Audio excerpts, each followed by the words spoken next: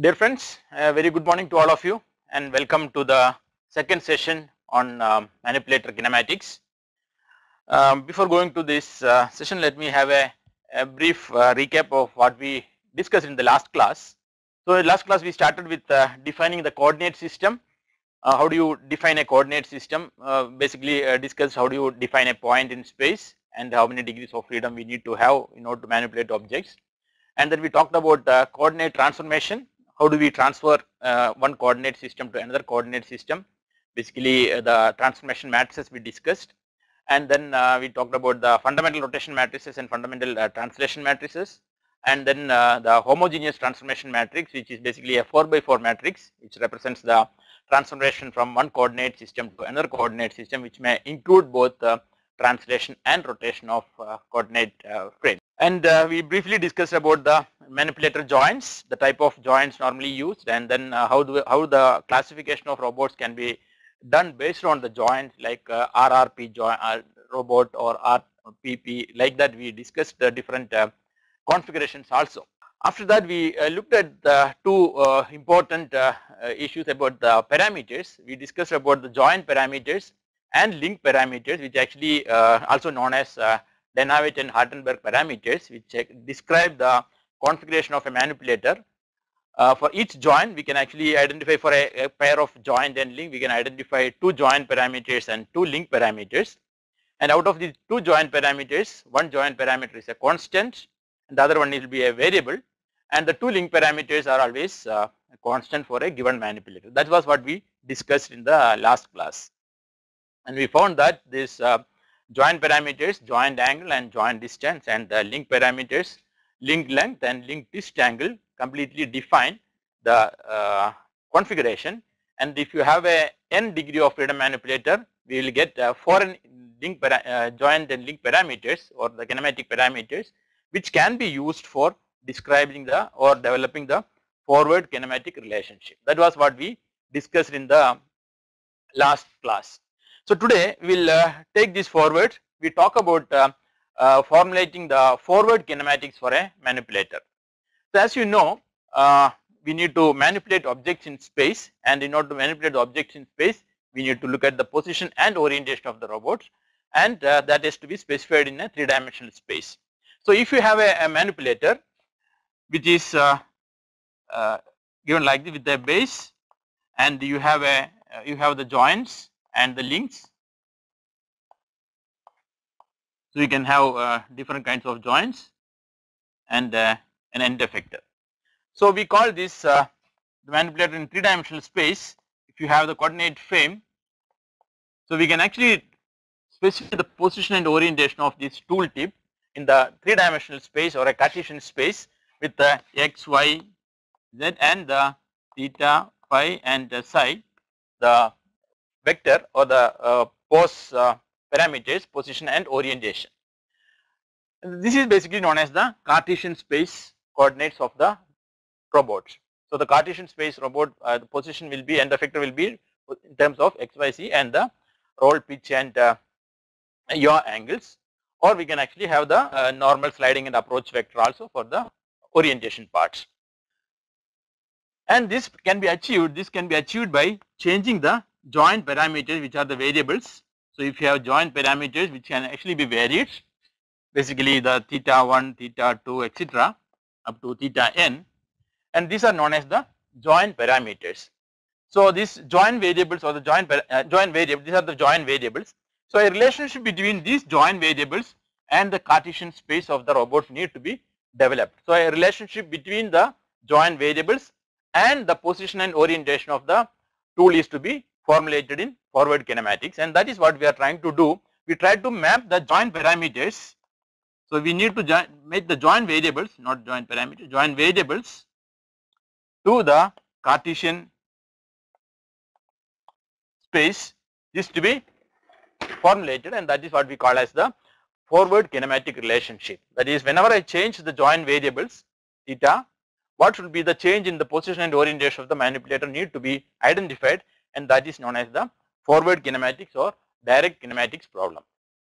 Given the vector of joint variables of a robotic manipulator, determine the position and orientation of the tooltip with respect to the base frame is known as the direct kinematics problem. That means you know these variables, and if you know these variables, how do you find out the position and orientation of the tooltip? Or effectively, you can actually say that this is a this is the position, and this position vector need to be obtained with respect to this base frame. So what is this position of this tooltip with respect to the base frame need to be identified, as well as you need to know what is the orientation of this one with respect to the base also need to know what is the angle of this x with this x, what is the orientation of y, this coordinate frame to this coordinate frame also need to be obtained. So position and orientation of the tooltip with respect to the base frame, if the joint angles are given to you, how do you find out? That is basically the forward kinematics problem. So to do this, we need to have a proper formulation. We need to identify, or we need to see in what way, or in a systematic way, how this relationship can be developed for a given manipulator is the direct kinematics problem. So let us see how this can actually be developed. So to do that, we start with the basic problem of assignment of coordinate frames first, and then we go with the formulation of relationship between joint variables and Cartesian space. So the first point, or the first starting point, is basically assignment of coordinate frame. So before to do this, let me warn you that there are multiple ways to do this, or there are textbooks which actually do it in different ways. So if you look at the book by John Craig, it will be done in one method, and if you look at Schilling, this will be done in a different way. Though both of these methods will lead to the final result, the same result, the way it is approach the problem and assign the coordinate frames are slightly different, and therefore you need to follow any one of the methods. So whichever is easy for you, you need to follow. I normally follow this method, Schilling method, which is available in the textbook by Schilling, which actually starts with a base coordinate frame of x0, y0, z0. But in Craig, there will be a frame, the first joint will be always x1, y1, z1. So that is some basic differences will be there, and therefore you can follow one of the methods, and both the methods will lead you to the same answer. So not need to worry which one you follow, but as long as you follow one of these methods and do it properly, that will be good. So we'll go with the basic method of Denavage and Hartenberg for identifying that, assigning the coordinate frame, and then getting the DH parameters for each all the joints, and then getting the formulation for coordinate transformation. So let us start with a simple robot system, and what we do first is, what we do is a systematic notation for assigning right-handed coordinate frame to all the joints, and this transformation between adjacent frames can always be obtained by using the transformation matrix. So what we are trying to do is assume that there is a robot, as I shown you in the first case. So we will have a robot manipulator like this. So the first step is basically number the joints and links. So we start with numbering the joints and links. So we always start with link 0 as the base. So I put it as 0 as the base, and then link 1, link 2, link 3, etc. till the last link. So depending on the number of degrees of freedom, you will be having n links attached. And then the joints will be numbered. The first joint is a rotary joint, so we number it as J1, and then this will be J2, J3, J4, etc. till the last joint. So the joint 1, 2, 3, etc. will be assigned first. So we will have number the joints and links of the given manipulator. Then, so number the joints from 1 to n, and the links also. The numbering of this last 3 joints will be 4, 5, 6. Normally in the 6 degrees of freedom manipulator, you will be having first 3 joints for positioning and the last 3 for orientation. So that will be like roll, yaw, pitch, roll. So that is in the order you will be doing yaw, pitch, and roll. So the roll axis will be the last one. So the roll axis, which is actually the rotation with respect to this axis, will be the last one, and yaw, pitch and roll. So basically with respect to x, y and z, the rotations we normally call it as yaw, pitch, roll. So this will be the order in which you will be assigning the last 3 joints, and the first 3 will be for positioning, last 3 for orientation, yaw, pitch, roll. And once we do this, we start with the first coordinate frame, which is the 0th frame. So that is the first coordinate frame will be assigned as a right-handed orthonormal coordinate frame. So we call it as L0. The coordinate frame is defined as L0. The first coordinate frame is L0, and then we will be having L1, L2, L3 as the coordinate frame. And for this one, the point is that always the joint axis will be assigned as the Z axis. So Z axis will be always the joint axis or the rotation axis of that particular joint. Here we know that this is in the vertical axis and it is rotating this way. So we will always assign a Z axis here. So we call it as the Z0 axis. And now we assign a right-handed coordinate frame at this point. At the base joint, we assign a right-handed coordinate frame. A right-handed coordinate frame is like your right hand. So take this this as the right-handed coordinate frame. So the thumb represents your x-axis, and the middle finger represents the z-axis, and the pointing finger represents your y-axis. So this is the way how you assign the right-handed coordinate frame. So if I put it like this, so this is my x-axis, this is my z-axis, and that is going inside is the y-axis. So I'll put this as x-axis, x0, and this as y0 axis. So you can look at this. So this is a coordinate, orthonormal coordinates. All the axes are orthogonal. So you can see that this is the green is the x-axis, red is the z-axis, and blue is the y-axis. So I'll actually put it like this. So you can see this is the x-axis, z-axis, and y-axis. So this is the coordinate right-handed coordinate system. You always follow the right-handed coordinate system for all these. It can be have any rotation. You can actually have it in rotated. You can have whatever maybe the axis you want, and you will be able to find out the coordinate corresponding to that. So this is the x0, y0, z0 axis. Okay, so this is the, but it's actually projecting inside the plane, that is x0, y0, z0. So this is the first coordinate frame we assign to the joint. So the z-axis always aligns with the joint axis, and then x0 we normally take it to the positive direction of the manipulator. So the manipulator is assigned in this direction. So naturally we assign it as x in the positive direction, this direction. You can always have the rotation also, but for convenience we take this as the positive direction of the manipulator. So this will be the x-axis. Now we go to the next joint. So we need to assign coordinate frame to all the joints. So the next one is taken basically like k is equal to 1. We start with k is equal to 1. That is the next one.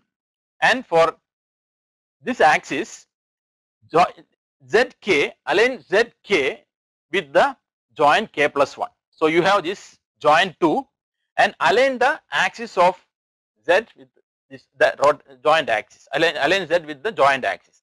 We know that this is actually rotating with respect to this axis, and therefore the z will be like in this direction, that is actually projecting into the board. So it is actually rotating with respect to this axis, and it is moving up and down, and therefore we will be able to see that this is the axis. So if you look at this, will be something like this.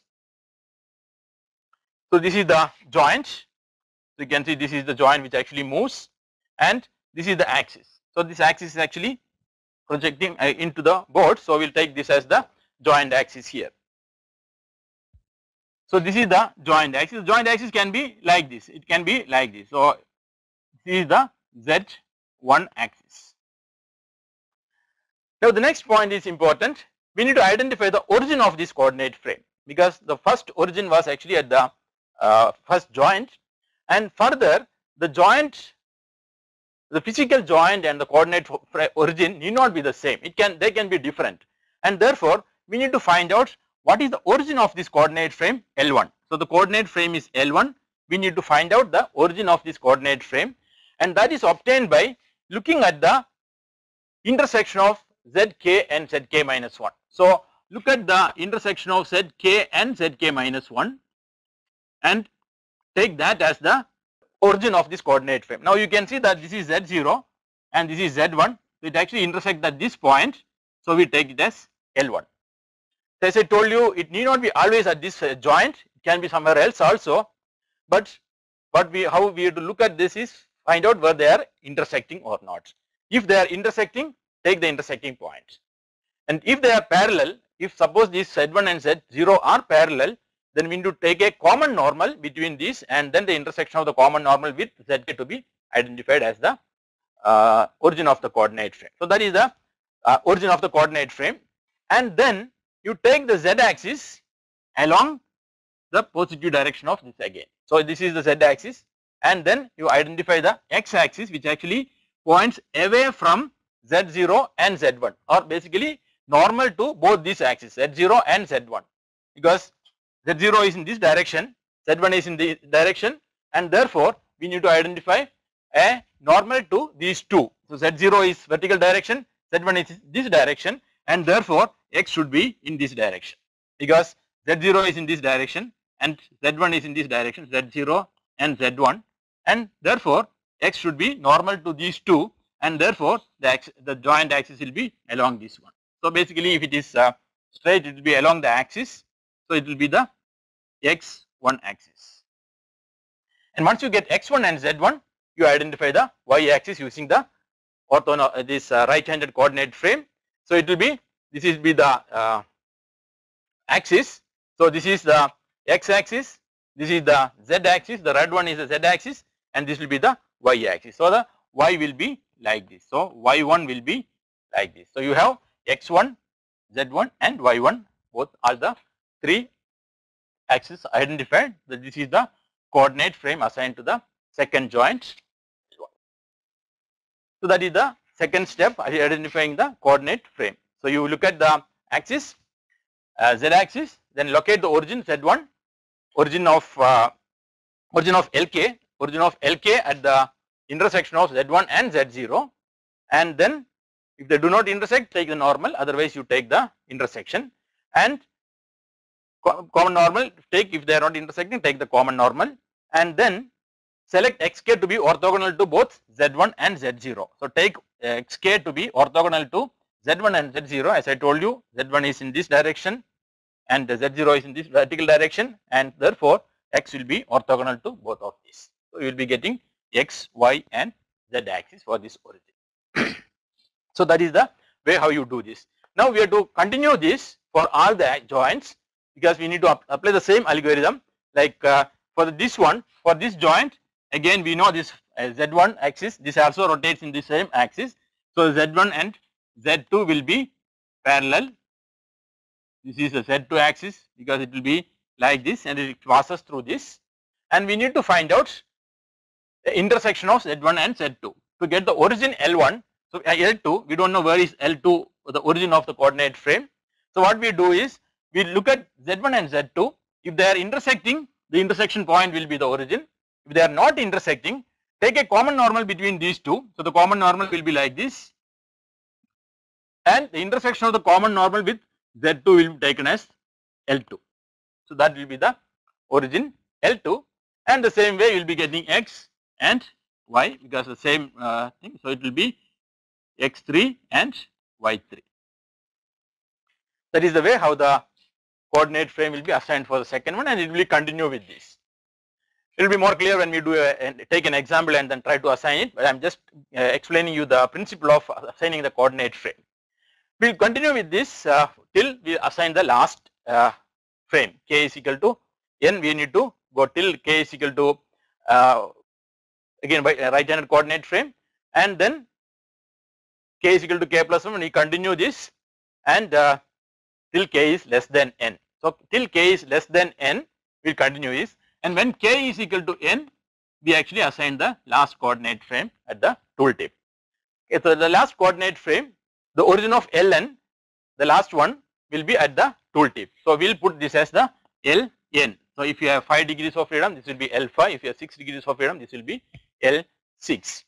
And assign the coordinate frame like that. This is the approach vector, that is the along the roll axis of this tip, the last joint, you assign the Zn, that is the last Z axis, and the open close direction you give the y, and then the normal to this. Normal to this will be the x axis.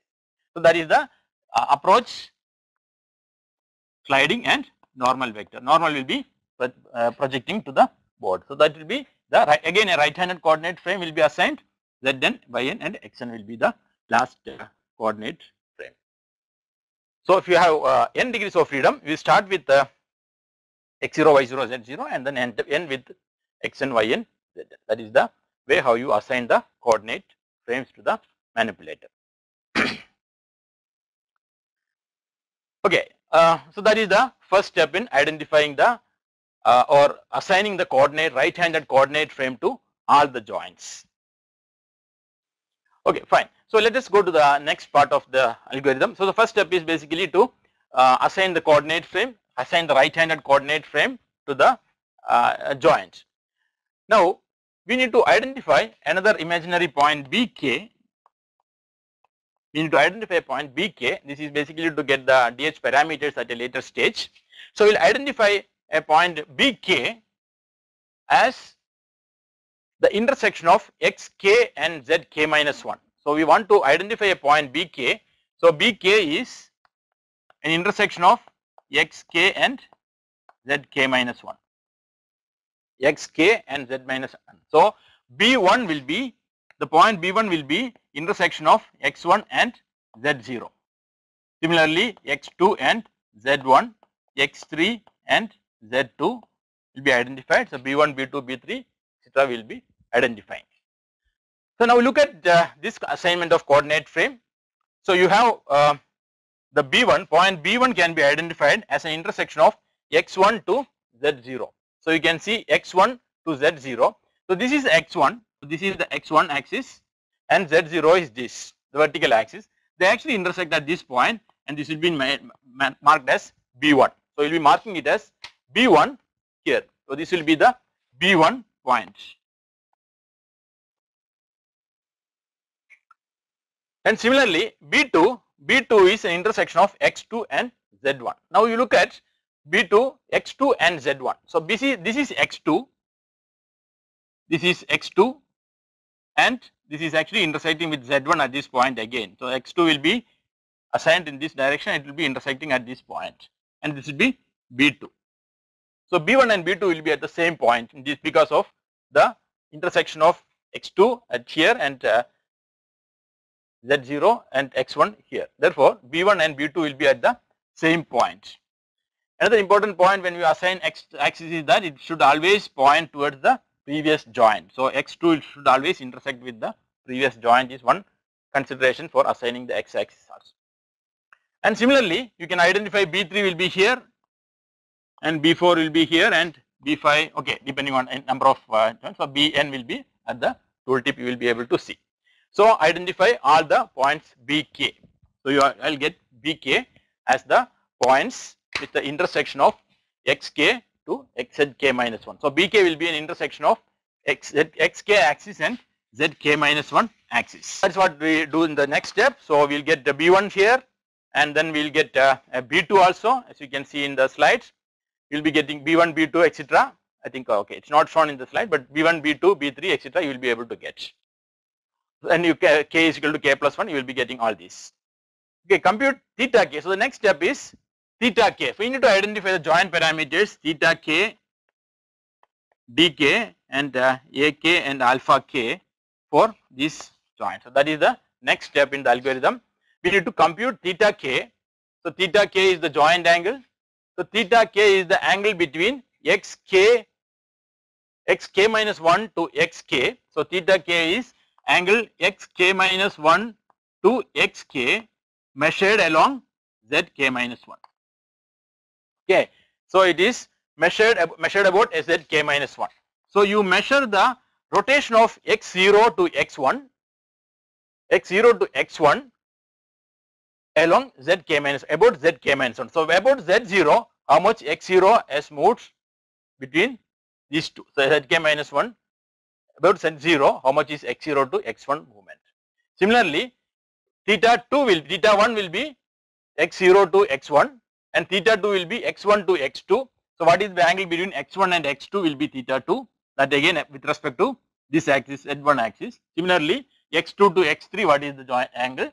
That will be theta k. So theta k can be considered measured with respect to zk minus 1, and what is the angle between x0 and x1 will be k minus 1 to xk will be the joint angle theta k. And then dk is the distance from the origin of frame L k minus 1. So this is L k minus 1 to the L k minus 1 to bk. So dk is measured as the distance from origin Lk minus 1 to point bk measured along zk minus 1. So measured along zk minus 1. So along zk minus 1, what is the distance from L0 to b1? So d1 will be, so d1 is L0 to b1 measured along z0. You can see here, this is L0, the origin is L0 and b1 is here, and along z0 you have a distance of this distance. So this will be the d1. So d1 will be this distance, L0 to b1, and then next one will be L1 to b2, L2 to b3, like that. You will be getting d as the joint distance. In some cases it will be a variable, some cases it will be a constant. And then AK is the link length. So AK is the distance from point BK to the origin of LK. So this is BK to LK, BK to LK measured along XK. So the distance from point BK to the origin of frame LK, so BK to LK measured along XK. So that is basically AK. So A1 will be B1 to L1 along X1. So this can see B1 to L1 both are at the same point. So this will be 0 in this case, A1 will be 0. In some case B2 to L2. So B2 to L2 will be A2. So you can see this is B2 and this is L2. So B2 to L2 will be A2. So A1 will be 0 in this case, A2 will be having some value. So that is basically the link length AK. And alpha k is the angle between two successive joint axes.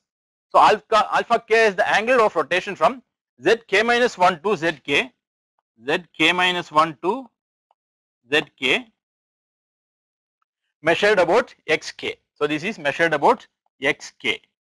So about xk, how much is the rotation from zk minus 1 to zk? So you can see here, this angle is like this, this z-axis. So you can see this z-axis is like this z-axis is like this, and this z-axis is like this. So there is a rotation of 90 degree for this to become like this. So this joint angle axis has changed by this much. So that is the alpha, and you measure about this x-axis. So this is the x-axis here. So now this is the x-axis for this joint. So how much it has rotated to become this position. So it was initially like this, this one, this was like this, and now it has rotated by this 90. So by clockwise it has changed 90 degree. So this clockwise rotation of 90 degree is the alpha k here. So like this we need to look at each joint and then identify what is the alpha for each one. So alpha 1 will be 90 degree and counterclockwise. So clockwise is always taken as minus 90, counterclockwise will be taken as positive. So clockwise is minus, counterclockwise is plus. That is the convention used for calculating the joint, the twist angle. So twist angle is always z0 to z1 or zk minus 1 to zk measured about xk is the twist angle.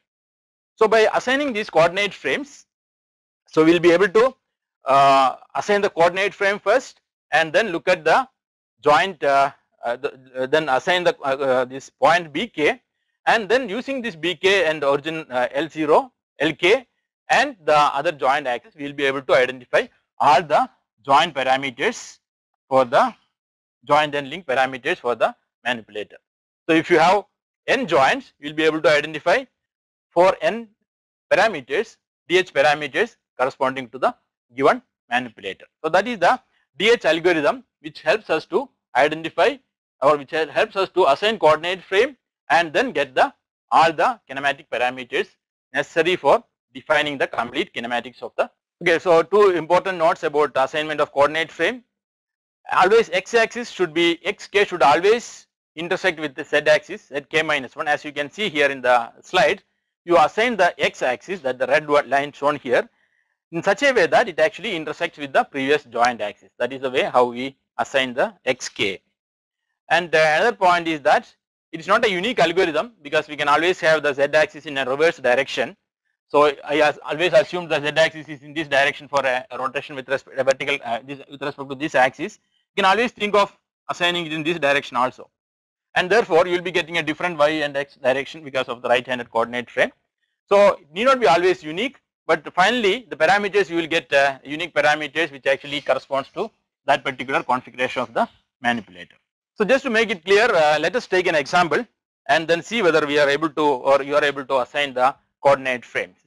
So as I explained, you try to do it yourself and then check whether you are actually doing it right. So look at this robot as shown in the slide. It's a commercial robot Alpha 2, just a 5-axis robot. So it's a 5-axis robot. So it has got the 3 positioning axis and 2 orientation axis. It has got a tool pitch and a tool roll. There is no tool yaw in this case. So it's a 5-axis robot. We need to assign or we need to find out the forward kinematics of this manipulator. So let us start with assigning the coordinate frame, right-hand coordinate frame, and then getting the DH parameters.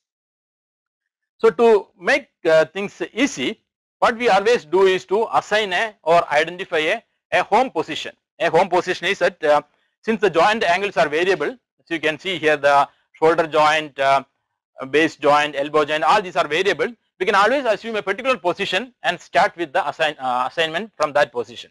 So it's always good to start with a home position. So I will say the home position is like this. This is the first vertical joint here. This is the vertical joint, and then you have a shoulder, and I assume that the shoulder joint is actually pointing this to this direction. So this is the way, and then you have another joint and another joint and the last joint as the tool tip.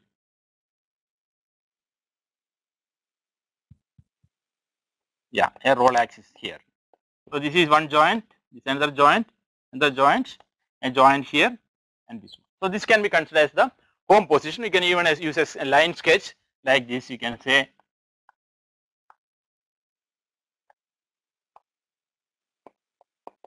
so. I start with a simple home position for easy analysis. So that will actually help you to analyze it easy. Since it's a variable, it can take any position. It can be vertical, it can be like this, it can be vertical at this point. All these are joint variables. So any position we can take as the home position. And then as usual, we assign the link 0, 1, 2, 3, 4, and the last one. Last one will be the tool end will be the 5th one. So we will assign like this. 4th and 5th is the tool or the last one. It will be the 5th one. And the joints are, this is joint 1 and joint 2, joint 3, joint 4, and joint 5 will be here because it's a roll axis. It will be along this, we will be having another joint. So joint 5 will be the 5 joints. So that is the first step. You assign the numbers, joint numbers and link numbers, and start with the base coordinate frame.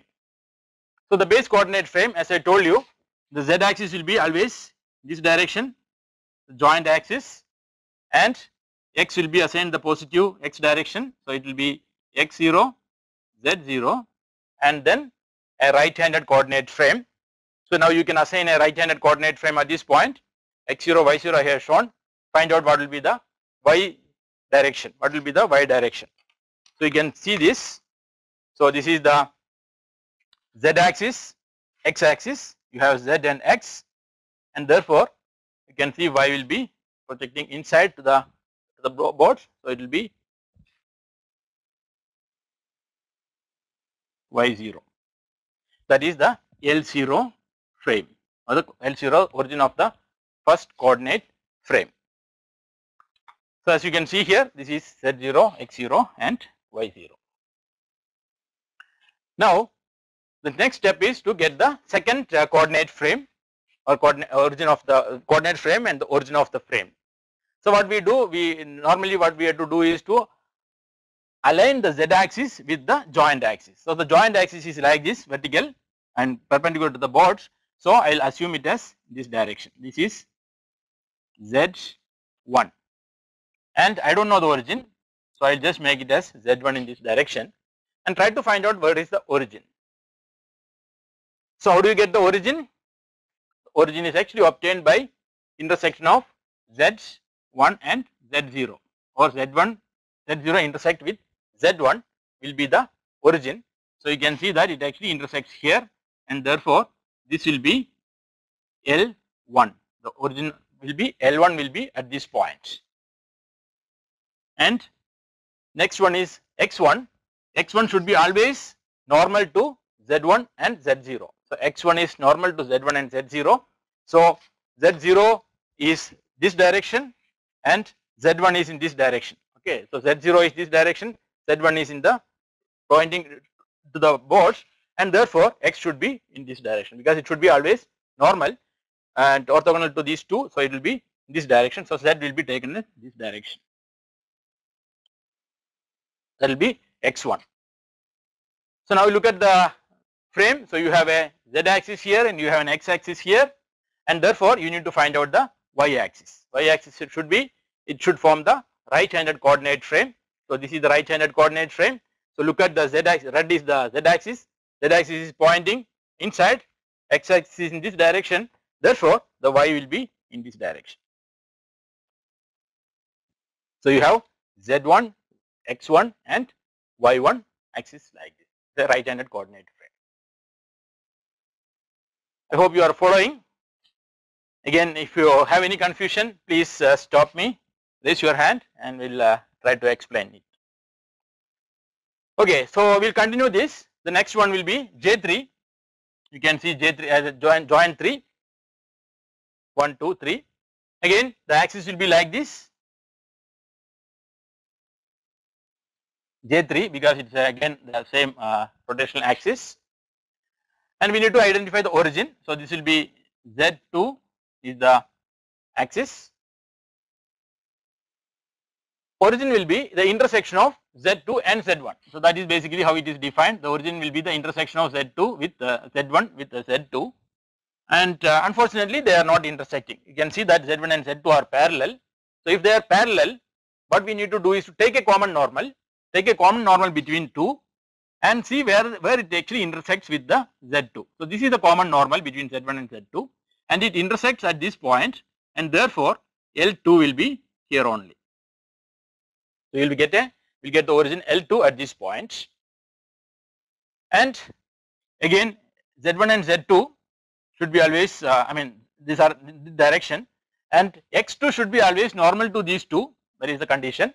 X2 should be always normal to this condition, these two, Z1 and Z2, and the other condition is that X2 should intersect with the joint 2 also, like the condition I mentioned. So X2 should actually intersect with this one, therefore X2 should be in this direction, because if I take X2 in this direction, it will not intersect here, and therefore I need to take X2 in this direction. So I have X2, L2, and similar to this you will be getting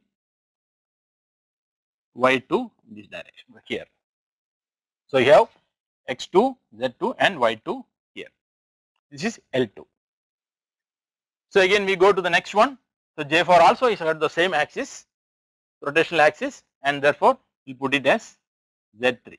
So you can see that 3 joints are having parallel rotation joints. So rotational axis, these 3 are having same rotational axis, parallel to each other. So this will be Z3. And again it will follow the same rule. So you have the ZX3 and Y3. Okay, up to this it is fine. So Z1, Z2, Z3 these are parallel, and the common normal you will find out. The origin will be here. So L3 will be at the origin of these points because it intersects. Z3 and Z2 won't intersect, but the common normal intersect with Z3 at this point. So L3 will be at this point. So L3 will be here, L2 will be here, L1 will be here, and L0 is here. Now is the slightly interesting problem coming up. Now look at the next joint. The next joint is a roll axis. Okay, so it's actually a roll joint. So this roll joint has got an axis like this. Okay, this is the Z axis. So Z4 is like this because it's a roll axis. So Z4 is the axis like this. We need to find out the origin of Z4, this coordinate frame. So where is the origin of this coordinate frame? Now if you look at the rule, the origin will be actually at the intersection of Zk minus 1 and Zk. That means L4 should be at the intersection of Z4 and Z3. Now you can see that the roll motor will be somewhere here which actually rotates this one, but the origin of the coordinate frame will be always at the same point because Z4 is this way, Z3 is this one, so it actually intersect at this point. There is no other intersecting point, and therefore L3 and L4 will be at the same point. The origin of the coordinate frame L3 and L4 will be at the same point because Z4 and Z3 intersect at this point, and therefore the origin will be at the same point. For clarity, I will just mark it somewhere here. Okay, just a dotted line, and just for clarity, I will just show that it is here. And this is Z4. Okay, so Z4 and Z3. Now we have to find out at X4. X4 will be normal to these two. So one is Z3 is like this, Z3 is like this, and Z4 is like this. So X4 should be like this because it should be normal. Z3 is in this direction and Z4 is in this direction. So X3, X4 should be in this direction. And then we assign the right-handed coordinate frame. So look at this.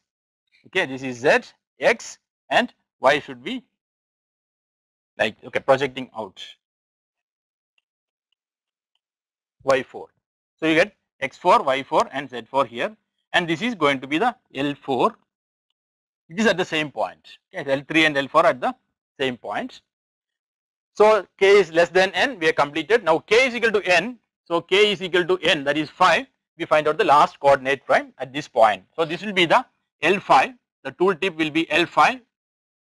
That is the origin of the coordinate frame, and then this will be the Z axis because we already mentioned that the Z axis should be always aligned with the roll of the tool, and then this will be the Y5, and then we get the X5 as the normal. So it is Z5. So this is Z5 and this is X5, sorry, Y5, and this will be the X. So X will be like this. X5 will be like this, projecting out of the board. So now we got all the frames L0 this way, L1, X1, Y1, Z1 here, and L2, X2, Y2, Z2, L3, X3, Y3, Z3, and L3 and L4 at the same point, origin, and Z4, X4, Y4, and the last one at the tool tip L5, Z axis, Y axis in the open close, and Z axis normal to these two. So you have X, Y, X, Y, Z of fifth frame also obtained. So 5 frames, a 5 axis joint, you have up to X, Y, Y, Y, Z, Y, starting from L0, X0, Y0, Z0. So this is the way how we assign coordinate frame to a manipulator. So once we know the configuration, given manipulator configuration, we look at, we identify a home position, any position you can assign, and then try to assign the coordinate frame based on the DH algorithm, which starts with an L0 and goes on till L5, assigning a coordinate frame at the tooltip. So this is the way how the Schilling method works for getting the coordinate frames for the robots. Okay, so it's here. So you can see that first joint axis, then second one, third one, and the fourth one, and the fifth one at the same point. So we just marked it as a dotted line. Z4, X4, Y4, and then the last one XY, Y5, Z5. So this is the last one, X, Z5, and So this is the way how we get all the coordinate frames and the origin of coordinate frame. The next part then the algorithm is to identify the points BK. So we need to get the point BK. So BK is defined as the intersection of L0 to x1 like that. So Lk to k minus 1. So we will get it as locate BK intersection of xk and zk minus 1. So BK is intersection of xk and zk minus 1. So B1 will be x1 to z0. So you know x1 is this one and z0 is this one. So intersection of x1 and z0 is this one. So B1 will be here. At this joint will be the B1. And then we will be looking at the next one. So B1 is here, B1, and the next B2 is x2 and z1. So what is the intersection of x2 and z1? So x2 is this one, x2 is this axis and z1 is this. The intersection of x2 and z1 will be here. So again it will be B2. So this is B2, B1 and B2. Now B3 will be x3 to z2, x3 to z2 will be B3. So look at B3, B3 will be x3. So this is x3 and this is z2. So the intersection will be here. So we will be having B3 here, and B4 is x4 to z3. So this is x4 here and z3 is here. So both are at the same point. So we will be having B4 here, because this x4, this origin is at the same point. So x4 is this point and z3 is also here. You will be having B4. Next one is B5, x5 and z4. So x5 is here vertical and z4 is here. So the point will be at here. So B5 will be here, and the last point will be B5. So you have B1, B2 at the same point, B3 here, B4 here, and B5 at this point. B5 is basically x5 to z4. So x5 is a normal here. So it is at this axis, and z4 is in this direction. This is z4. From here it is in this direction. It actually intersect at this point, and that will be the B5. So you have all the BKs identified. There is no B here. So B1, B2, B3, B4 and B5. That is the next step in algorithm. So I identified all the BKs here. So once you have these BKs, next task is basically to look at the parameters, the DH parameters. How do you get the DH parameters from this assignment? So theta k is basically xk minus 1 to xk. So it's a variable. So what we do, we'll actually make a chart. So you have link 1, 2, 3, 4 and 5. I mean joint 1, 2, 3, 4, 5, and we need to identify all the parameters for this. You have to find out theta, d, a and alpha. Okay. So this will be theta, d, a and alpha. For each one you need to identify these parameters, because this is the 5 degree of freedom manipulator, and therefore we will be having 5 into 4, 20 parameters, and theta is the joint parameter, which is a variable which actually is measured with like xk minus 1 to xk. So what is the angle between x0 and x1 with respect to z0? How much it has to be rotated to get x0? And since it's a variable, it will be, for this position you will get some magnitudes, but for this can actually change depending on this joints. It will be changing.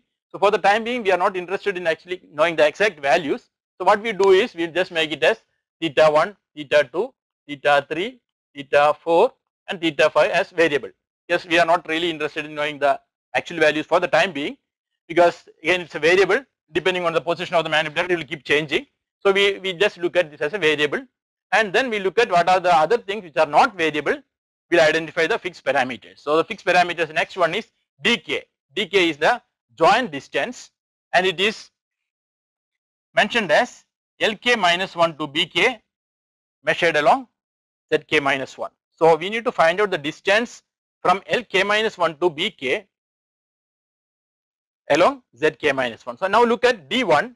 So D1 will be L0 to B1. So the distance from L0 to B1, K minus 1 to Bk, L0 to B1 along Z0. So what is the distance to be travelled from L0 to B1 along this axis? That is basically the D0 or D1. So this is basically the D1 parameter. And if you look at the manipulator, you will see that D1 is 215. So numerical value of this one is given as 215. So this will be 215. D1 is 215 for the given manipulator. And then we look at D2. So D2 is nothing but L1 to B2. Now we know that L1 is here and B2 is here. Both are at the same point. So this will be 0. Similarly, L2 to B3. B3 is here, L2 is here. So it will be 0. Then L3 to B4. This is L3 and this is B4. L3 to B4 is 0. And then last one D5. So D5 is L4 to B5. So that is D5. So D5 is L4 to B5. You can see that L4 is here at the same point, B5 is here. So this distance is D5. So this is D5, and this D5 will be obtaining from the diagram as 129.5. So you can see that from the diagram it is 129.5. So we got all the joint distance parameters. It is 215 for D1, D2, D3, D4 0, and D5 is 129.5. This distance is 129.5. That is D. Now let look at the AK, that is the link distance AK. So this is theta over. So now let link length AK. Link length AK is B1 to L1. So B1 to L1 is A1. So A1 is equal to B1 to L1. The distance B1 to L1 along X1 is A1. Now look at B1 to L1. So this is L0, this is L1, that is the origin L1. This is L1, this is B1. So L1 to B1 is 0. Therefore A1 is 0. Then B2 to L2. B2 to L2 is the link length. So this is B2, this is L2. So this distance is A2. You will get this as A2, and A2 as per the diagram is 177.8. And then this one, next one is, this will be the A3, you will get this as A3, because A3 is B3 to L3. So this is B3 and this is L3. So B3 to L3 is 177.8, and similarly this will be again 177.8. Again this will be 177.8. Next one A4 is B4 to L4. You can see this is B4 and L4 is also at the same point. The origin of the coordinate frame is at the same point. So B4 to L4 is 0. There is no distance. And A5 is B5 to L5. So B5 in L5 at the same point. So A5 is again 0. So the link length A2 and A3 has got some value, and others all will be 0. The last one is alpha. Alpha K. So alpha 1 is the angle between Z0 to Z1 measured about X1. So Z0 to Z1 measured about X1. So I told you, you can look at this Z0. So this is Z0. So this is the Z0 and this is the Z1. So it is like this. This axis is like this. Z1 is like this, and this is the X like this. X1, Z1, and Y1. Now this is X1. So with respect to this axis, I have to measure what is the angle between this one and this one, or how much this has rotated to this one. So initially it was Z0 was like this vertical this way, and it has rotated to go like this. So from this position of Z0, it has moved like this to Z1. So Z0 has rotated 90 degree with respect to this to come to this position like this, and therefore it has moved from this position to this position. So it has moved from this position to this position in a clockwise direction. and therefore this 90 degree, it's a rotated 90 degree and the angle is minus, so it will be minus 90 will be the alpha in this case. And then alpha 2, the same way alpha 2 will be Z1 to Z2 about x2. Okay, Z1 to Z2, so Z0 to Z1 there is an angle, Z1 to Z2 is there any angle?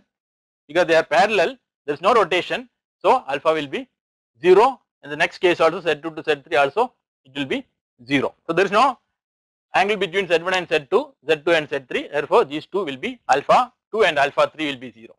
Next one is Z3 to Z4, so Z3 is actually like this, Z3 is projecting into the boards and Z4 is actually like this. So it actually come from this position, it has actually moved to this position and Z4 is actually vertical. So we have to look at from the vertical angle, so how much it has rotated. So from this, looking from this point, so this position now, this is the position now x4, z4 and y4, and initially the z4 axis was like this, it was like this, it has rotated this direction from inside pointing towards the boards, the initial z3 it is rotated like this.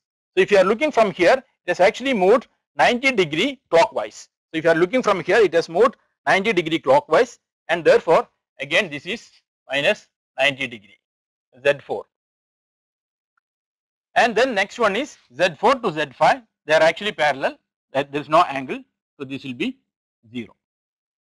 So by assigning coordinate frame and then looking at the B1, BK and LK, we are able to identify all the kinematic parameters or the DH parameters of the manipulator by these methods. So that actually the DH algorithm. The DH algorithm basically gives you a systematic approach to assign coordinate frame, then assign the origins, getting the points BK and then getting all the DH parameters, joint parameters and link parameters and identify them from the manipulator configuration. So this is the first step in getting the forward kinematics. So once you have these parameters, then we can use it for identifying the transformation between these coordinate frames and get a relationship from this coordinate frame to this coordinate frame, that will become the forward kinematic relationship. So we will stop here for 5 minutes. Oh, Tyagaraja College. Yes, sir. I am Muralidharan, studying ME Mechatronics from Tyagaraja College of Engineering, Madurai. Okay. Actually, I have a small doubts on assigning the coordinate frame for end effector. Okay. It's not very sure for me. Can you explain one thing? Yeah, I can explain it. No problem. Okay. Yeah. So please look at the end effector like this. So in one of the previous classes, I don't know whether I explained it you. So assign the origin at the tooltip. That is the first thing. The origin will be LK, LN will be at the origin, and then Z will be like this. Z axis will be always the roll axis. Along the roll axis of the end effector, you assign the Z axis. Okay, so this is Z axis along the roll axis, and the Y axis is basically assigned along the open close direction of the gripper. Suppose you have a gripper, we assign that as the open close direction, that Y will be in this direction, and Z will be always assigned normal to this. So depending on the way you put Y in this direction or this direction, your X will be this direction or this direction depending on the right hand coordinate frame. So now if you look at this, so this is your Z axis, this is the Z axis and this is the Y axis. So this is the Y axis. So Z is in this direction, Y is in this direction. So X will be projecting out. So it will be like this, projecting out X N.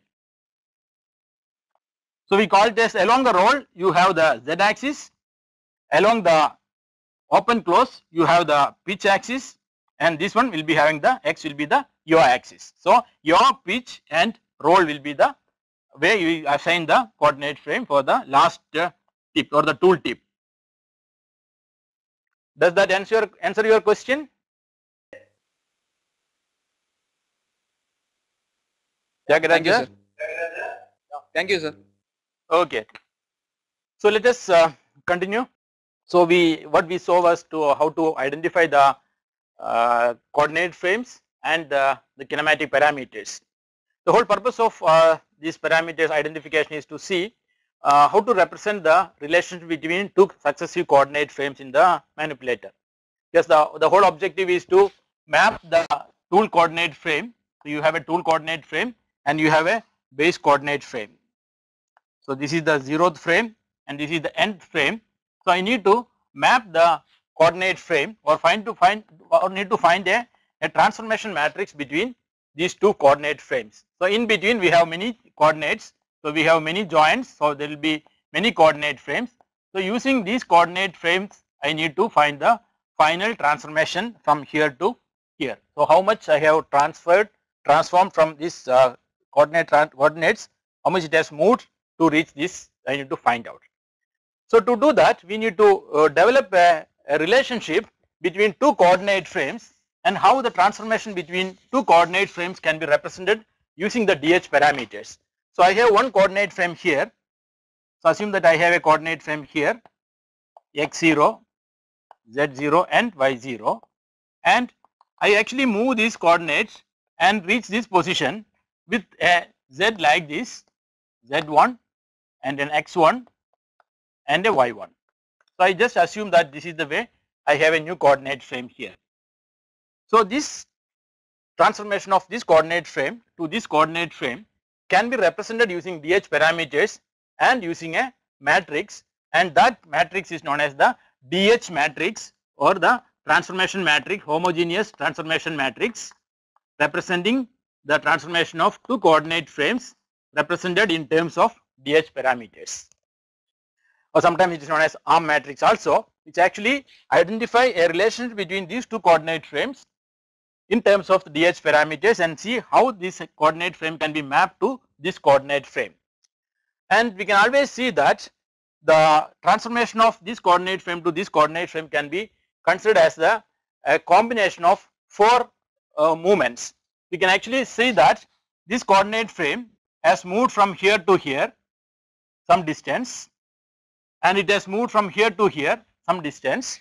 It has rotated by some angle with respect to x, and it has rotated by some angle with respect to z also. So basically the transformation of one coordinate frame to other coordinate frame can be considered as the combination of four individual transformations. That is, so you can see here, so this is the initial coordinate frame x0, y0, z0, and you have this coordinate frame x1, y1, z1, and that can be considered as it has moved from x0, y0, z0 to rotated at x0, y0, z0 first, and then moved and again moved by a and again rotated, and now it is in a position. So we can see that there are four fundamental operations, or we can identify four fundamental operations in transferring one coordinate frame to another coordinate frame, or this coordinate frame can be considered as a mapping from here to there through four fundamental operations. So we can say that a mapping, the four fundamental operations are involved in making k minus 1 frame coincident with kth frame. So if you want to make this k minus 1 frame to coincident with kth frame, you need to have four fundamental operations, that is rotate Lk minus 1 by theta, Lk minus 1 by theta, you rotate this frame by theta, and then you rotate the rotated frame, translate the rotated frame by a distance dk, and then again translate it by a distance ak, and then again rotate by an angle alpha k. So by these four operations we can completely define all the possible ways in which the coordinate frame can actually come to this position, or this can map with this one. And therefore the mapping between the kth frame and k minus 1 frame, the kth frame and k minus 1 frame can be considered as a combination of four fundamental operations: rotation by theta, translation by dk, translation by ak, and alpha, rotation by alpha. So this is rotated by with respect to zk minus 1. So this frame is rotated with respect to zk minus 1 by theta, and then it is translated dk with respect to zk minus 1, and then translated ak with respect to x axis xk and rotated by alpha k with respect to xk. So these 4 operations will make these two frames mapping, and therefore the coordinate transformation between this frame to this frame can be represented as a combination of r theta, that is a rotational matrix theta r, and then a rotation translation matrix dk, a translation matrix with respect to ak, translation of ak, and rotation of alpha k. So two homogeneous rotation matrices and two homogeneous translation matrices together will make the complete transformation from this coordinate frame to this coordinate frame, and therefore the mapping from the transformation matrix, the coordinate transformation matrix from k to k minus 1 can be mapped as a combination of these 4 matrices. So we can write this k to k minus 1, that is the mapping of kth frame to k minus 1 frame. So this frame to this frame can be considered as r, a rotation matrix r theta multiplied by a translation matrix d with respect to z, and then a translation a with respect to x, and a rotation alpha with respect to.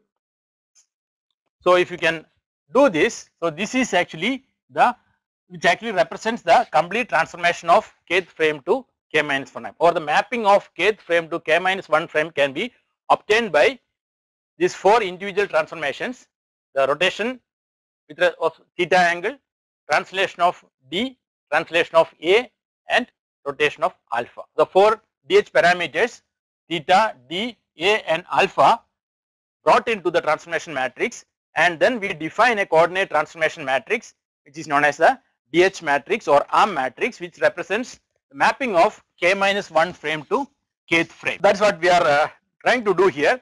So k to k minus 1, the homogeneous transformation matrix from the source frame to the destination frame. So the mapping from k to k minus 1, source frame to the destination frame, is the t k to k minus 1, which is a combination of or a multiplication of these 4 matrices R, T, T, R will give you the transformation matrix k to k minus 1, provided you know all the theta k, dk, ak, and alpha k. So if you know these parameters theta, d, a, and alpha, you will be able to map this frame to the base frame, provided what is the rotation, what is the translation, and what is the twist angle. If you know all this, you will be able to get this transformation matrix. So that is basically known as the ARM matrix or coordinate transformation matrix in terms of DH parameters. It's a homogeneous 4x4 matrix which maps the kth coordinate frame to the k minus 1 coordinate frame. Now we'll use this one. So once you do this, you'll be getting, so R theta, we know that it's a 4x4 matrix. It's a 4x4 matrix. So this is a 4x4 matrix. You know that is only translation means 0 will be the only rotation means this will be 0 and this will be 0, and depending on which with respect to which axis you are rotating, you will be getting a 3x3 matrix here. Similarly, when you have only translation, this will be non-zeros and all others this will be identity matrix, others will be 0. So by multiplying this, you will be getting a final matrix as shown here, which will be cos theta k. So this k to k minus 1, k to k minus 1 is given by this matrix cos theta k, first element, then minus cos alpha k sin theta k, and then sin alpha sin theta k, and ak cos theta k. And similarly, you will be getting this as ak sin theta k, and here it will be dk, and this will be 1, and you will be getting other elements also here as shown in the slide. You will be getting it as sin theta k, and then it will be cos alpha k, sin cos theta k, cos alpha k, cos theta k, then minus sin alpha k and cos theta k, and this will be sin alpha cos alpha yeah, sin alpha cos alpha alpha k dk. This will be 0, 0, 0, 0, 1. So this is known as the homogeneous transformation matrix in terms of DH parameters, or DH matrix, DH transformation matrix, or ARM matrix. This represents the mapping of kth frame to k minus 1th frame. So whenever you want to map a frame to one frame to the other frame, you can use this matrix, and if you know these parameters theta k, alpha k, ak and dk, you will be able to find out what is the transformation between these two coordinate frames that can be easily obtained. So that is basically the ARM matrix. So we will be using this ARM matrix to do successive transformation of coordinate frames to get the mapping from the tool frame to the base frame of the robot. So that is the way how we develop the forward kinematics. Okay, the inverse of this also is possible. So tk minus 1 to k also can be obtained by taking the inverse of this tk to k minus 1. So tk to k minus 1 inverse will be this one. So if you want to map from t0 to 1, you want to map, you will be able to use this matrix what is given. So actually its inverse can be obtained by taking the R transpose and then minus R transpose P principle, what I explained in the when we discussed about homogeneous transformation matrix. Okay, so how we use this for the forward kinematics we will see. So the direct problem is basically to map the tool frame to the base frame. So you have this tool frame. So this is the tool frame and you have all the joints here. So I put it as 0th joint, then there is 1, 2, 3, 4, 5 and this is 6, you can have n. So this is the nth frame and this is the 0th frame L0. So you have the x0, y0, z0 here, x0, z0 and you have this z6, zn, zn, yn and xn. So we need to have a mapping from here to here. So that is what our forward kinematics problem. So given the values of all these joint variables and joint parameters theta etc., how can I find out a mapping from this coordinate frame to this coordinate frame, because this coordinate frame represents the tool tip position and orientation. So when I change the parameters, how can I get this position and orientation is the forward kinematics problem. So it's basically from this is a Cartesian space. So from the joint space I need to map to the Cartesian space. So given the values of joint variables, solve for the end effector location and orientation, or the position and orientation with respect to the robot base frame. So basically I want to have a mapping from this coordinate frame to this coordinate frame. So this is the position and this is the orientation. So I want to map this to this. Suppose it is n degree of freedom. So what I require is Tn to 0. So what is this transformation matrix? From nth frame to 0th frame is my forward kinematics problem. So the nth frame need to be mapped to the 0th frame, so that I will get the complete transformation of this frame to this frame. I will get the relationship, and this will be in terms of the joint parameters alpha, d and a. So this relationship will be as a function of theta, alpha, d and a, or theta will be the variable and all others will be constant. So if I know these parameters, constant parameters if I know, I will be able to develop a relationship in terms of theta, what is the mapping from nth frame to 0th frame. And since we cannot get a direct relationship, what I will do, what we normally do is to, so this is the first one, so this is, I put it as okay 1, 2, 3 etc. the coordinate frames, okay, L0, L1, L2, L3 etc. So what I will do, I will take this one T1 to 0. So I will first find out what is the transformation from this frame to this frame. So I have another frame here and I have another frame here. There are coordinate frames assigned to each one. So I will look at all the coordinate frames and try to map this one to here. So I first find out T1 to 0. What is the mapping from 1 to 0? I will find out using the DH matrix. If I know the parameters of A, D, H and alpha, I can get this 1 to 0 using the DH matrix what we discussed. And then I will find out T2 to 1. Then I will find out T3 to 2 and I will find out n to n minus 1. So each one I will find out separately. 1 to 0, what is the mapping from here to this? What is the mapping from this to this? What is the mapping from this to this? And this, each one I will find out. And then finally I write it as T n to 0 will be T1 to 0 multiplied by T2 to 1 multiplied by T3 to 2 etc. Tn to n minus 1. So this will be the relationship I will be developing.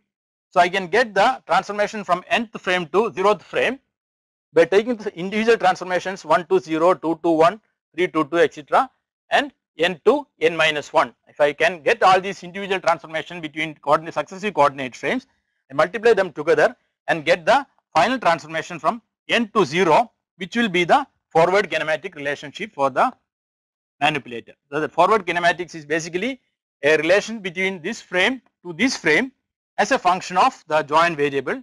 I will be able to get it this one as a 4 by 4 matrix, and these 3 elements at the will give you the positions, and this 3 by 3 will give the orientation of the tool. So this will give the tool position, this will give the tool position px, py, pz, and this will give me the orientation 3 by 3 as normal, sliding and approach vectors. So I will get the complete position and orientation of the tool with respect to the base frame using this Tn to 0, which is basically the forward kinematic relationship. So n to 0 will be getting this n to n minus 1, 1 to 0 etc. And the last one, the n to 0 will be a function of this theta, and px, py, pz can be obtained from this element and orientation can be obtained from. So complete position and orientation. So this p is given by px, py, pz, and the orientation of this frame with respect to this base frame is given by this 3 by 3 matrix.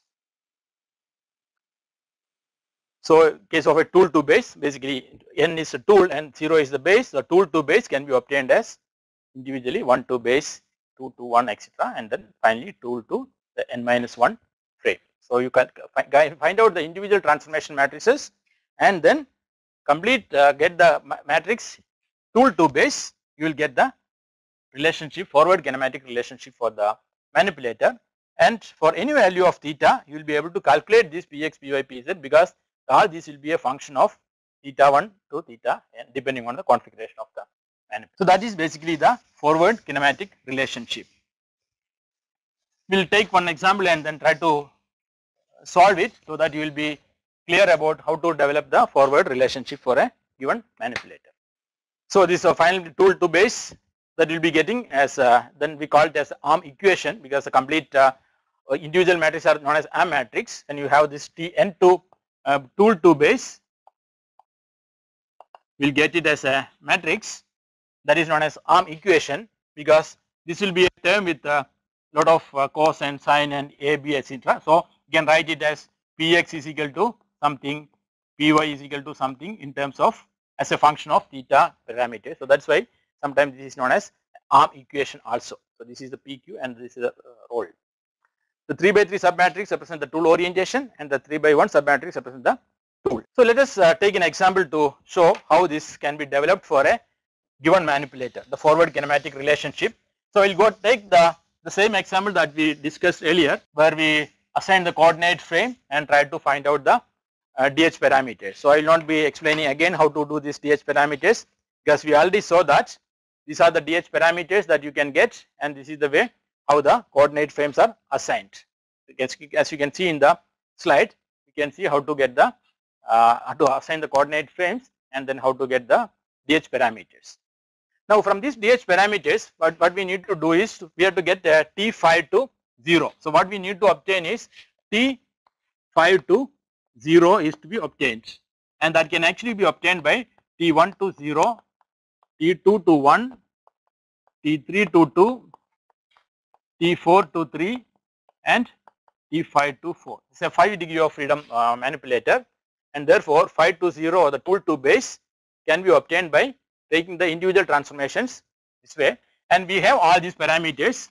We have all these theta, A, D, alpha for all the 1, 2, 3, 4 and 5. So all these parameters are known, and therefore we can find out this T1 to 0 by simply using the DH matrix, which we already saw how to get the DH matrix 4 by 4, which will be cos theta k and cos alpha minus cos alpha sin theta etc. So we found that use this and get the individual transformation matrix and then multiply them to get the final transformation matrix. So if you look at, you can see this is the parameter and this is T120. So 120 is given as the DH matrix as in the slide.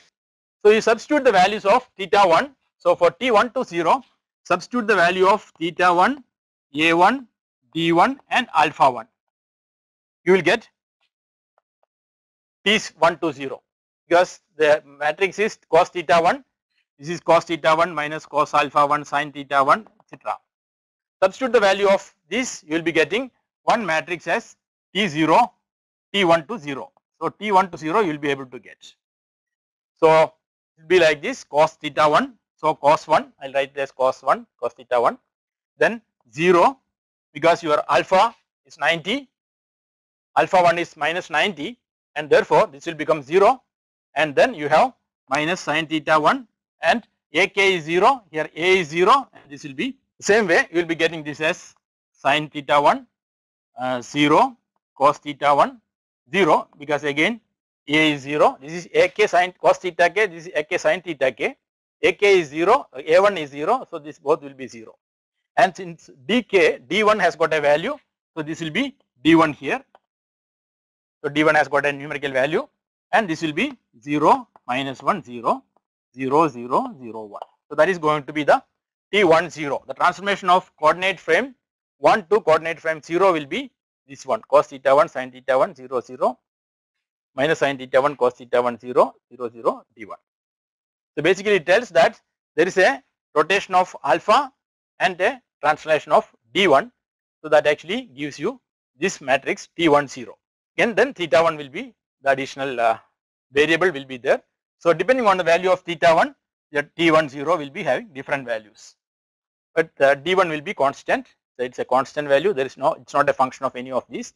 So the T10 basically depending on theta 1, you will get a different orientation for the coordinate frame 1. So that is what actually it says. Now if you look at the coordinate frame here, you can see this initial L0, x0, y0, z0 and then x1, y1, z1. It is D1 away from the origin L0. So L1 is D1 distance away and it has rotated by 90 degree and that's why you get this matrix here. This is minus 1 and this rotation, and then depending on theta 1 it will be having a different orientation. So as theta 1 changes it will actually move out of the plane or come inside the plane. So this actually change, the x-axis will keep changing because of that. That basically says T120. Same way you can get T20 and T21 and T32. You will be able to get these two by substituting theta 2, A2, D2 and alpha 2 and get it. So it will be like this. So you can see the T120, then T220 and 320. If you multiply all these, basically you are actually, this basically represent the wrist position because that is the positioning axis. So this is basically the wrist position. This 3 transformation gives you the wrist position and from there the wrist you have a pitching and a roll. So wrist to base is given as T320. So in this case T wrist to base is equal to 320 is obtained as 120, 221 and 322. That is the wrist to base. That is what it is shown here. So you multiply this, you will be getting a matrix and that will be single matrix and that will look like this. So you can see the position elements of the wrist or the wrist position is given as the position of the wrist if you want to find out by so it will be P wrist x will be cos theta 1 A2 C2 plus A3 C3. That is the A3 C23. So C23 means theta 2 plus theta 3. Similarly, Py will be S1 A2 C2 plus A3 C23. So that is going to be the wrist position Y. And the Pz also, wrist position Z also will be given as D1 minus A2 S2 minus A2 A3 S2 3. C23 means theta 2 plus theta 3. Cos of theta 2 plus theta 3 is given as cos theta cos C23. So that is for the wrist position. Now if you want to get the complete position, you can actually get it as T tool to wrist separately. Tool to wrist will be 4, 5 and 3, 4. So that will be tool to wrist. You take tool to wrist. So tool to wrist will be T4 to 3 and T5 to 4. That will be the T tool to wrist, and multiply this one with this one, you will get the complete tool to base can be obtained like this. So you will be getting this as tool to wrist, and the complete relationship from tool to base is given there in the slide. So that actually the last column shows the position vector of the tool with respect to base as a function of theta 1 to theta 5, or exactly in theta 4 in this case. You can see the position Px of the tool position Px is given as C1 etc. That is 177 is the A1 parameter, A2 and another A3 is there, and then D4 is there. So you can see A3 as a function of theta, the function of theta, A, D and alpha, you are getting a relationship for Px. Similarly, you get a Py, S1 multiplied by something and Pz also.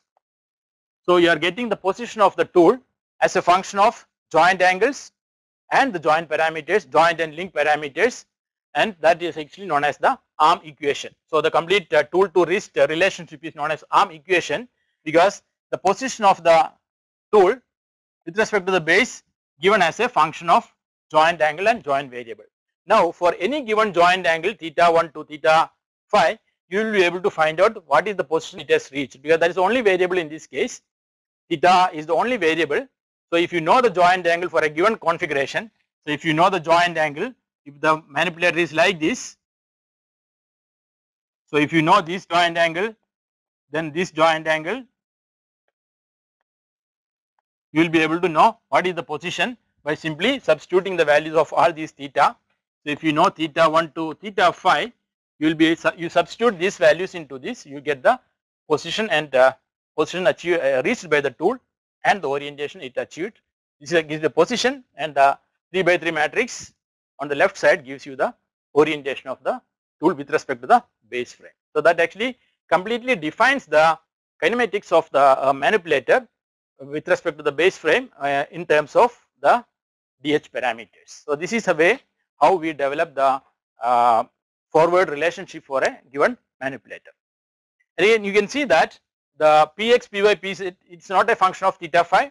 You can, if you look at the relationship, it says that Px is equal to cos theta 1 multiplied by 177.8 C2 plus 177.8 C2 plus 3 minus 129.5 sin theta 2 plus 3 plus 4. And the reason is that the position reached by this tool, whatever may be the roll angle, whatever may be the roll, the position is not going to change, and therefore the position is independent of theta 5. So whatever may be the angle theta 5, this position will remain the same because it's only a roll. Position is not going to change. That's why Px is not a function of theta 5, and that will be the case with most of the manipulator when you have a last roll angle, and the position will not be changing with respect to the roll axis, roll angle. Therefore, it will be independent of this one. So this is the way how we develop the forward relationship. Any questions on deriving the forward relationship? Please raise your hands, then we can, if you have any questions, I can clear them and then go to the, put one more example. I will just take one more example and then show you how this is done, so that you will be very clear about developing the forward relationship. Because forward relationship is the most important one. Yes, for inverse relationship, you need to first develop a forward relationship and then solve for it to get the inverse relation. So forward kinematics, if you don't understand forward kinematics, you will find it difficult to follow inverse kinematics also. Okay, so let us take one more example, so that I'll make sure that all of you understand it clearly, and then you are capable of doing an assignment. So this is another example, another robot. It's a 6-axis robot. As you can see here, it is an Intelex 660T commercial robot. This has got 6 degrees of freedom, but it has got a slightly different configuration. You can see that there is a base joint, the base joint with a rotation like this, and then you have a roll axis is here, and then you have a pitch axis here, and then you have an elbow, and then tool pitch, then tool roll. So this is the pitch axis, and this is the elbow, this is the shoulder, and here also you have another axis also here. Okay, this is the rotational axis, and this is the rotational axis, and this is another rotational axis, tool pitch, and then roll axis is here. So you can see that the pitch axis is here and the yaw axis is actually missing, but if you rotate this by 90 degree, this pitch will become a yaw axis, because this axis, if I rotate here, it will become like this, then it becomes a axis like this. So that is what actually this joint helps us to get another rotation here by changing the direction of, by rotating this by 90 degree, you will be getting it as a pitch axis can actually convert into a yaw axis also. So that is the configuration of this manipulator. The 6 degrees of freedom, it has got all the 6 degrees of freedom necessary for manipulation, and we want to develop a relationship between, for this one, this manipulator, this is a 6th one, so I want to get a relationship T6 to 0 for this manipulator. So I want you to work along with me. So first part is to doing the kinematics is basically to get the coordinate frames assigned, and once you assign the coordinate frame, identify the points BK and get the DH parameters. So the first part is assign coordinate frame, then to get the DH parameters. And if you make a mistake in assigning coordinate frame, your DH parameters will be wrong, and therefore your forward kinematics also may go wrong. But you can always cross check your forward kinematics by assuming a home position and finding out all the values of theta, and then finding out where the tool should be there. If this is the condition, you will be able to find out what is the Px, Py for this, and cross check your formulation. I will explain it how it is done. So let us start with the assignment of coordinate frame. So the first step is assign coordinate frame. So we will start with the base frame. As I explained, you start with your Z0, X0 and Y0 as usual, and keep going, and the only thing you need to make sure that is you always identify the origin of the coordinate frame, because here you will find that two cases the coordinate origin will not be at the same point. So look at the first one, Z0, then second one X1, that is this rotation is the X1, and then you have a shoulder roll, and therefore this shoulder roll frame also will be at the same point. You will be getting two frames at the same point. So this will be one frame. So L0 is here, L1 will be here, and L2 also will be the same point. So you will be having another rotation axis assigned here. As you can see in the slide, you will be having a Z axis here, so Z2 will be here, this will be Z1. And then go ahead with the next one, Z3 axis. Again, you can actually decide to be a Z3 in this direction or this direction, it is left to you. And go for the next one, Z4 axis, and then the Z5, the roll axis. Again, the origin will be same point. This will be having two, this will be L5 will be here and L4 will be here. L4 and L5 will be at the same point. If you apply the rule of identifying the origin of the coordinate frame, you will be able to find this. So this will be the origin L5. Now, once you have this, you try to find out the, okay, now last one is this one, L6 will be the coordinate frame. So you have the Z6 here, and then open close and y axis and x axis assigned here, the tool tip. So that becomes the last coordinate frame, L6, origin is L6. So now we have L0 to L6 assigned. Now look at the BK, identify the position BK, B1, B2, B3, B4, B5, etc. So B1 will be here, and again B2, B3 will be here because of the origin coinciding. You will be getting B1, B2, B3, and then you will be able to find out the DH parameters. So if you go with the procedure, you will be getting the DH parameters as shown in the slide. So you will be having a D1. So this will be the D1 distance, and then this is D1, and this will be the D6. You will be having a D6 here. Between these will be the D6, and A1 will be 0. A1, A2 will be 0. You will be getting A3. This will be A3, and this will be A4. So A3 and A4 will be there. So this is D1, D6, A3, A4. So D2, D3, D4, D5 will be 0. A1, A2 will be 0. A5, A6 will be 0. If you follow the rules of identifying the DH parameters, you will be able to see that these are all actually, others will be 0. And similarly, the alpha, that is the twist angle, you can see the Z0 to Z1 there is a rotation, Z1 to Z2 there is a rotation. So you will see that there will be a 90 minus 90,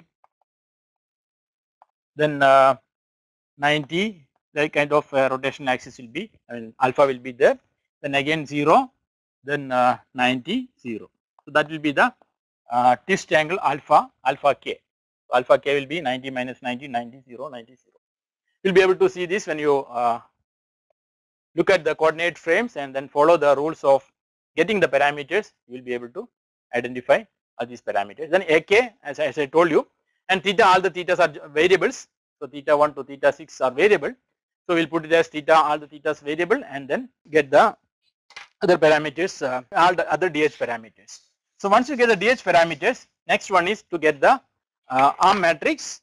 So you find out all the arm matrices, T1 to 0, then T2 to 1, T3 to 2, T4 to 3, T5 to 4, and T6 to 5.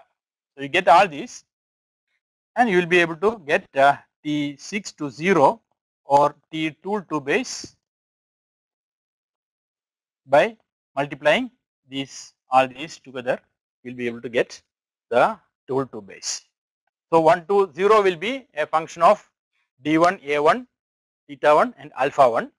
That will be a 4 by 4 matrix. So each one will be a 4 by 4 matrix. So this will be a function of only theta 1, this will be a function of theta 2, this will be a function of theta 3, theta 4, theta 5, theta 6. Okay, so this is, oh sorry, this is theta 1, theta 2, theta 3, theta 4, theta 5 and theta 6. So 6 variables, and you will be getting, so finally when you multiply this, you will be getting Px, this Px, Py, Pz as a function of these joint variables. And it will be a long expression because you have 6 matrices. When you multiply all these 6 matrices, you will be getting a long expression for Px, Py and Pz as a function of these joint variables. And when you, if you write a computer program, you can substitute all these values and then substitute, give it that as a output. So you'll be able to get it as a 4 by 4 matrix without much of a difficulty. That's why writing a code for forward kinematics will be much more easier than doing it in analytical. Okay, so how do you cross check this position is that this position, what I have shown this position, if you measure the theta or you calculate theta, you will see that theta 1 is equal to 90. Okay, because normally we assume theta is 0, but assume that this is the home position, and for this position x0 to x1, x2, x2, etc. So x0 to x1, x2 can be calculated, x1 to x2. So you will be getting theta 1 is minus 90 minus 90, 90, 0, 90. Okay, 1, 2, 1, 2, 3, 4, 5. One more is there, 0. So this will be the theta 1 to theta 6. Because it's easy, all theta 1 90 0. So you can actually substitute this in the final equation and then check. When you substitute these values, you should get Px is equal to this plus this plus this, because A3 plus A4 plus D6 should be Px, because this is the x direction base coordinate from x0 and this is the tool position. So under this position, the Px should be equal to A3 plus A4 plus D6. If you are able to get A3 plus A4 plus D6 as the value for Px, when substitute this theta into this relationship, that means your forward kinematics is correct. You have not done any mistake in calculating. If you are not getting this, then something is wrong with your calculation, either in the calculation of theta or in the calculation of the forward relationship. Similarly, Pz, this is the z axis of the base frame. So Pz should be equal to d1. So Pz should be always equal to, d1 under this condition. If the theta is equal to this, then d1 should be, Pz should be d1, and Py should be 0, because it is in the same plane, xz plane, does not rotated, and therefore Py should be always 0. So under this condition you will be able to get, you can be able to say that your forward kinematics is correct. So I will just briefly tell you, okay, this relationship. So the matrix will be elbow to base and then base to, this will be the elbow to base in this case, because we put this elbow is here. So elbow to base, you can get the first relationship, and then Pvx will be cos 1 cos C1 C2 C3 plus S1 S3 multiplied by A3. Py will be S1 C2 C3 minus C1 S3 A3. So similarly, you can get the base relationship also. Okay, if you want to check this as a partial cross checking, you can actually find out up to this position what is the position here. So this is the elbow, and you want to check either your elbow part is correct. Your Px should be equal to A3 and Py should be equal to D1. That is a cross check. So you will see that you will be able to get it. So this is A3, 0 and D1. So if you substitute for the elbow to base, so if you calculate elbow to base and substitute the values of theta, you will get that Px is equal to, here you will get A3, 0 and D1, and all others will be 0, this matrix will be there. That means the Px, this position is A3, so your Px will be A3 and Pz will be D1 for elbow. And that is a partial cross checking of the forward kinematics. And if you do the full relationship, tool to elbow, and then get the tool to base, the relationship will be like this. So what actually I have shown is only the position vector Px, Py and Pz, because it's a long relationship, a long matrix, big matrix. So we are actually seeing Px is equal to C1, C2, A3, C3 plus A4, C3, 4 plus D6, S3, 4, 5 plus S1, A3, S3 plus A4, S3, 4 minus D6, 3, 4, 5. That is the Px, then similarly Py and Pz. And the rotation part will be this one. This is a 3 by 3 rotation part will be like this. So approach vector, sliding, normal sliding and approach vector, you can see the normal is the first vector, sliding and approach vector. And you can see approach vector is independent of roll angle, and similarly the position PQ is also independent of theta 6. You can see Px, Py, Pz, they are independent of theta 6. It's not a function of theta 6. Similarly, the roll is also the approach vector R3 is independent of roll angle. So whatever may be the roll angle, it will always pointing in one direction. That vector will remain same, whatever may be the roll of the tool. That's why this vector will remain same. It's independent of theta 6. Now as a partial check, if you substitute in this PQ relationship Px, Py, Pz, you substitute the value of theta 1, theta 2, theta 3, theta 4, theta 5 and theta 6 into this relationship, you will get Px, Py, Pz. And if you see that, you will see that this is the way how you will get it. So tool to base, the tool to base relationship, you will see that Px is equal to A3 plus A4 plus D6, Py is equal to 0 and Pz is equal to D1. That basically says that we are done properly for this position of the robot. Px is A3 plus A4 plus D6 and Pz is D1 and Py is equal to 0. So by substituting these values into your forward relationship, you are able to see this one. So that actually completes the forward relationship for the manipulator. Okay, this is a homework for you. A Rhino XR3 robot. Develop the forward kinematic relationship for the robot here. It's again 1, 2, 3, 4, 5, 6 degrees of freedom robots. It has got a roll axis, pitch, yaw, and then shoulder, elbow and shoulder also. So you can use the same principle whatever we discussed. You can identify a home position and then try to develop the forward kinematics for this manipulator. In case you have any difficulty, you can always contact me, or in the next class you can ask me the question, then we will be able to clear your doubts. Okay, apart from this, I have an assignment for you. Okay, so before closing, let me have few pop-up questions just to know whether you are, just to make sure that you understood something.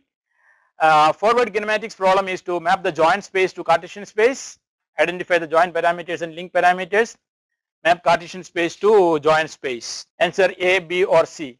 What is the purpose of forward kinematics problem? What are we trying to map here? A, B or C? We are mapping actually the Cartesian joint space to Cartesian space. We know theta, we have to map to Cartesian. Answer is A, joint space to Cartesian space. Joint parameters and link parameters is not exactly the forward kinematics. Of course, we need to know that. The answer is actually A, we map the joint space theta to X Cartesian space. The second one, in assigning coordinate frames, joint axis is always assigned as X, Y or Z axis. Okay, C. I can see many C's here. That's right.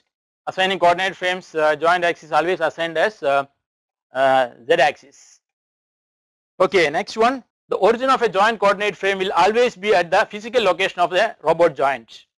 This statement is true, false, or depends on the type of joint R or P. It will be true or false. The origin of a joint coordinate frame will always be at the physical location of the robot joint. Is it true, false, or it depends? Okay, there are B's and C's. Okay, B is correct. It is a false statement because it need not be at the physical location of the joint. It can be. It actually depends on the way we assign the coordinate frame, and then we look at the intersection of the joint axis for the K and K minus 1. Okay, the last one. In the right-handed coordinate frame convention, the thumb represents, simple question. Right-handed coordinate frame, the thumb represents X, Y or Z. I can see B, C, A. Okay, I can see more A's now. The correct answer is A. It actually represents the X-axis. So thumb is X-axis, pointing finger is Y-axis, and middle finger is the Z-axis. Okay, that's all about the pop-up questions. I have an okay, we'll discuss about the inverse kinematics in the next class. Time is over. I have an assignment. I think that will be uploaded by the QEEE team. So you can look at the assignment and try to solve it. I have one problem for assigning coordinate frames and getting the forward relationship, and another problem is to write a code either in C or MATLAB to do the forward kinematics of a n degree of freedom manipulator. Okay, thank you very much. We'll discuss about the inverse kinematics and the velocity relationship in the next class. Thank you very much. In case you have any questions, please feel free to send me an email, or you can contact the QEEE team. We will be able to. I'll be able to help you with your doubts. Thank you very much. Have a nice day.